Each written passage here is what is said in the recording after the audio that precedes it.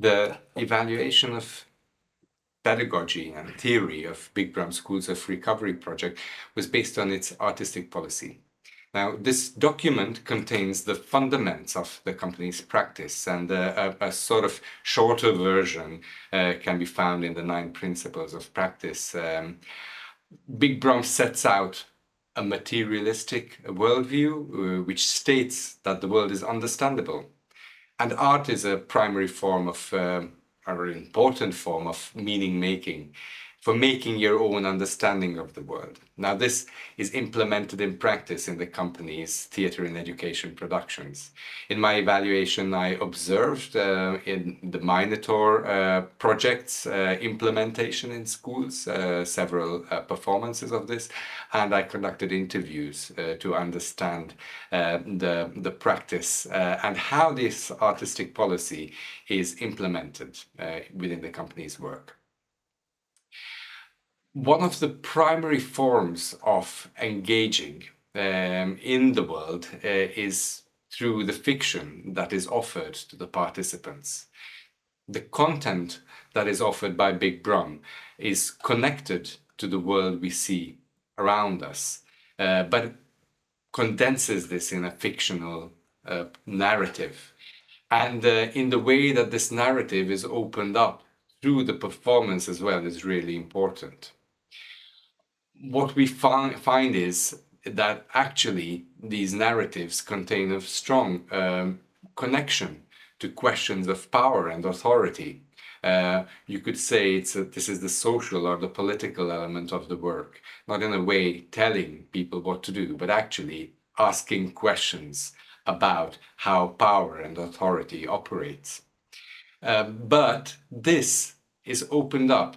The space for the participants is opened up mostly in relation to this content through the mode of facilitation that is employed by the company.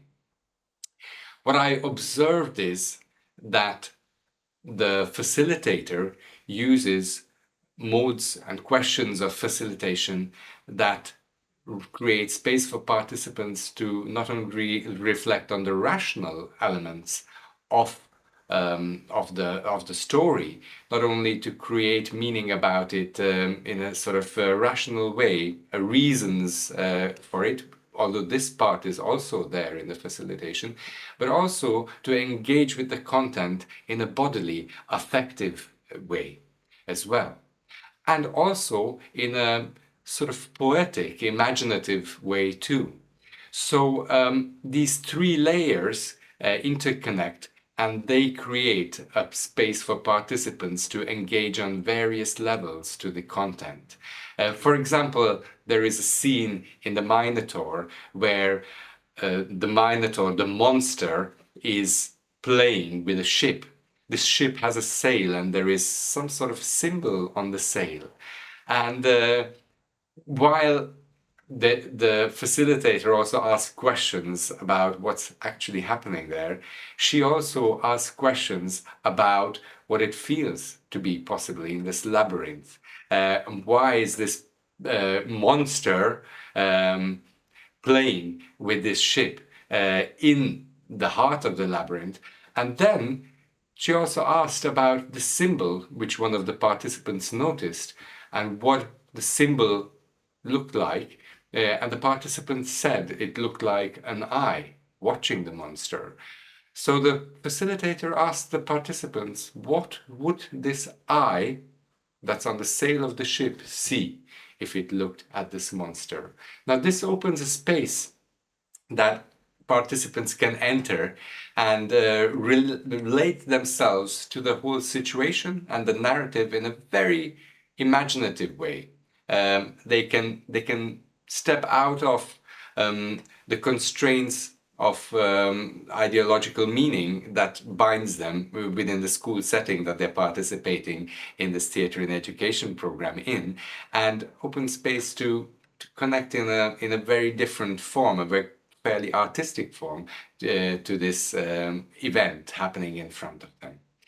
Now, this is one way of opening space, but of course, Big Bram also implements more inactive, less symbolic, if we're using the terminology of Jerome Brunner, ways of engaging.